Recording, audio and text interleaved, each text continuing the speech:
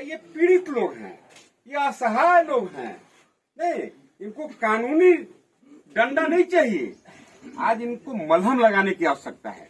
गढ़वा में ठगी पीड़ित जमाकर्ता संघ की बैठक संघ के प्रदेश अध्यक्ष उमेश शर्मा की अध्यक्षता में हुई। बैठक में संघ के लोगों के बुलावे पर पहुंचे भाजपा के पूर्व विधायक सत्येंद्र नाथ तिवारी ने कहा कि ठगी शिकार लोगों को न्याय दिलाने के लिए मजबूती से लड़ाई लड़ेंगे। उन्होंने कहा कि मामले में पैसा जमा कराने वाले एजेंट और लोगों की गलती नहीं है, इसमें प्रशासनिक अधिकारियों की विफलता है। आखिर किन परिस्थितियों में पैसों का लेन देन करने के लिए बैंक खोला गया, बिना कागजात और गारंटी के बैंक का लाइसेंस क्यों दिया गया। उन्होंने कहा कि जिले के 50,000 से अधिक लोग विभिन्न चिट फंड कंपनियों के झांसे में आकर ठगी के शिकार हो गए हैं। गरीबों के करोड़ों रुपए के हेर फेर हो गए हैं। पूर्व विधायक ने कहा कि ठगी शिकार लोगों को राहत पहुंचाने के लिए प्रधानमंत्री ने बर्ड्स एक्ट बनाया है। इसके जरिए देश भर में ठगी के शिकार लोगों को आकलन के लिए जिला स्तर पर डीसी की अध्यक्षता में कमेटी गठित हुई है।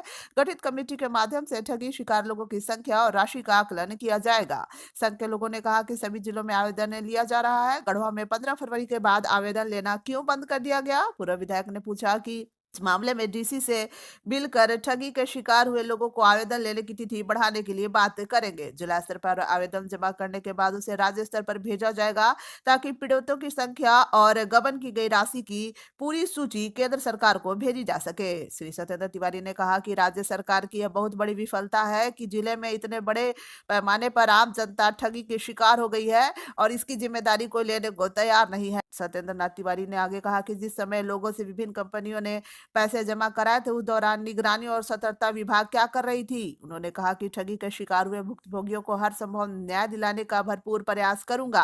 बैठक में संघ के प्रदेश अध्यक्ष उमेश शर्मा, मुन्ना सिंह, विनय चंद्रवंशी, अनिल विश्वकर्मा, सौद अंसारी, भूपेंद्र चौधरी, अलाउद्दीन अंसारी, रमेश चौधरी, जमालुद्दीन अंसारी, कमालुद्दीन अंसारी, मनोज पासवान, सुदामा चौधरी, लल्लू महतो, मकसूद अंसारी सहित काफी संख्या में लोग उपस्थित थे। लोगों का आसरा टूट गया। कई लोगों ने 1 लाख सोच के जमा किया था कि 2 साल के बाद 3 लाख रुपया देगा। ऊंचा इंटरेस्ट, ऊंचा लाभ देने के नाम पर फर्जी कंपनी, मैं तो फर्जी कंपनी नहीं कहूंगा, मैं तो कहूंगा इसके लिए अगर सबसे ज्यादा कोई जिम्मेवार है तो प्रशासन जिम्मेवार है। भाई आपके राज्य में इस तरह से लोग रजिस्टर्ड लोग ला करके कहते हैं कि आप हमारे यहाँ 1, 2, 5 साल में 4 पाओ। उस दिन क्यों कहाँ गया था यह प्रशासन? क्या उस प्रशासन को यह पता नहीं था?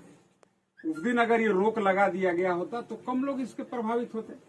मैं बधाई दूंगा, धन्यवाद दूंगा देश के आदरणीय प्रधानमंत्री जी को। उन्होंने एक कैबिनेट में एक कानून बनाया, बर्ड्स एक्ट उन्होंने बनाया, बर्ड्स एक्ट 19, और उसके तहत, उस अधिनियम के तहत, उस नियम के तहत ये कानून है कि भाई हमें उपभोक्ता को संरक्षण देना है, हमें उपभोक्ता को हर हाल में बचाना है।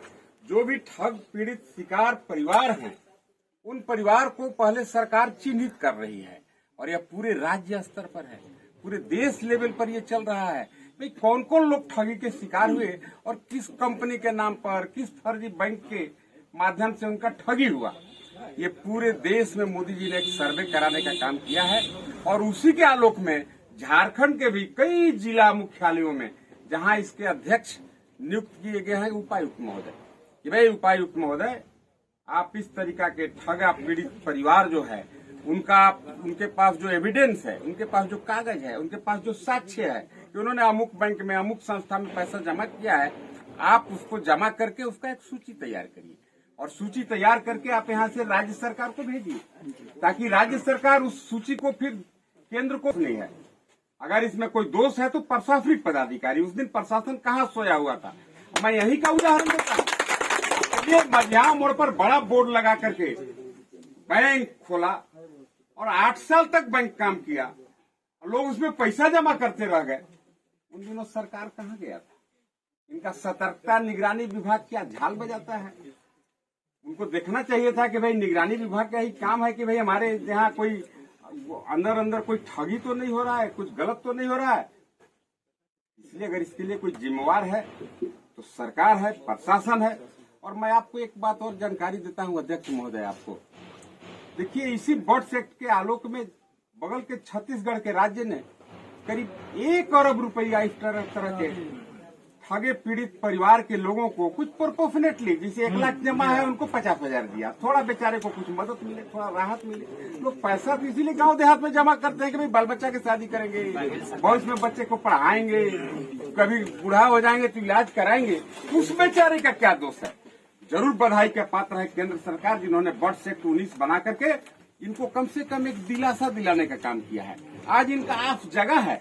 और जहां तक मेरा मानना है, मैं तो आपको दावे के साथ कह सकता हूं, आपके इस संगठन के साथ ये सत्येंद्र तिवारी कदम में कदम मिलाकर चलेगा। कहाँ जाना पड़ेगा, किस स्तर पर जाना पड़ेगा, मैं आपका साथ देने के लिए तैयार हूँ। विनय जी हैं, विनय जी को पता है, मैंने बाबूलाल मरांडी जी को भी ये बात कहा था कि भाई आप विधायक दल के यहाँ पर प्रतिपक्ष के नेता हैं, आप केंद्र सरकार को लिखिए, गृह मंत्रालय भारत सरकार को लिखिए कि भाई इस तरह के ठगी पीड़ित आखिर कहाँ जाएं, और इसके लिए जिम्मेवार कौन है, कौन उनको लाइसेंस इशू किया पैसा जमा कराने का।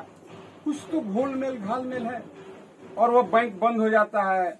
और पीड़ित परिवार, आपको बताएं, कई लोगों ने आत्महत्या कर दिया इसके। और मैं कई लोगों का उदाहरण दूंगा। यहीं पर दर्मी के एक हमारे साथी हैं, क्या नाम है उनका, साजिद या मुश्ताक भी नाम है, उन्होंने अपने माध्यम से करीब 100 करोड़ रुपया जमा करा दिया।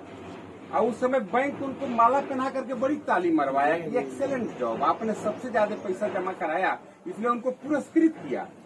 और आज सबसे ज्यादा पीड़ित वही है, क्योंकि ज्यादा लोगों का तगादा उन पर है। लोगों को मन में है कि भाई जो जमा करता है वही पैसा रख लिया। मैं आप लोग के माध्यम से जमा कराने वाला का इसमें दोष नहीं है। भाई एक व्यवस्था के तहत, एक रजिस्ट्रेशन के तहत बाजाबता बैंक खुला, प्रशासन के नजर के सामने बैंक खुला। अगर प्रशासन को पता नहीं चलता है तो अभी तो लगता है फिर इस प्रशासन का औचित्य क्या है, या क्या निगरानी और सतर्कता विभाग करता है। लेकिन जहां तक गढ़वा के परिप्रेक्ष्य में मैं आपको जरूर बताना चाहूंगा, यहाँ के उपायुक्त महोदय बहुत ही अच्छे पदाधिकारी हैं। भगवान करे सभी जिला को इसी तरह के पदाधिकारी मिले, क्योंकि इसलिए ये काफी गरीब परिवार से उठ करके आए हैं। ये खुद अपनी बात कहते हैं कि भाई मैं काफी गरीबी को देखा हूँ, गरीब परिवार, गरीबी क्या होता है मैंने उसका दंश झेला है। आपका जो ये समस्या है कि भाई 15 तारीख तक जमा हुआ, बहुत लोग जमा नहीं कर पाए, मैं जरूर उपायुक्त महोदय से आपकी इन बातों को कल मंडे को रखूंगा कि भाई ये पीड़ित लोग हैं, ये असहाय लोग हैं, नहीं इनको कानूनी डंडा नहीं चाहिए, आज इनको मलहम लगाने की आवश्यकता है। एक और टाइम बढ़ाइए, आप 1 महीना का टाइम दीजिए कि और भी जो पीड़ित लोग हैं कम से कम अपना आवेदन आपके यहाँ जमा कर सके। और ये तो पैसा आपसे मांग नहीं रहे हैं, और आप देंगे भी कहाँ से, आपको तो फंड ऊपर से मिलने से ही आप देंगे। आप सिर्फ इनका सूची कलेक्ट करके, इनको सूचीबद्ध करके, इनकी संख्या को काउंट करके आप प्रदेश को भेज दीजिए, जो बर्ड्स एक्ट में प्रावधान है।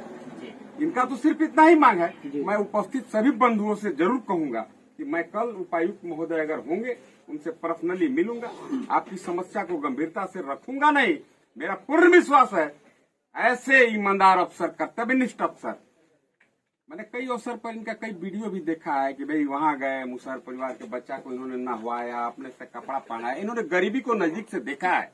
मेरा पूरा विश्वास है जो भी पीड़ित परिवार लोग हैं, इनका आवेदन जरूर उपायुक्त महोदय फिर एक डेट बढ़ा करके जमा कराएंगे और इसको राज्य सरकार को प्रेषित करेंगे, रेफर करेंगे, जो बर्ड्स एक्ट के प्रावधान के अधीन ही है। बर्ड्स एक्ट से बाहर यह नहीं है। बर्ड्स एक्ट बना ही इसीलिए है, इस बर्ड्स एक्ट का 100% अनुपालन हो। उपायुक्त महोदय को मैं भी इस विषय की जानकारी दूंगा। वैसे देखिए बहुत इंटेलिजेंट अफसर है, काफी ब्रिलियंट है, IAS के अलावा ब्रिलियंट भी मैं उनको मानता हूँ।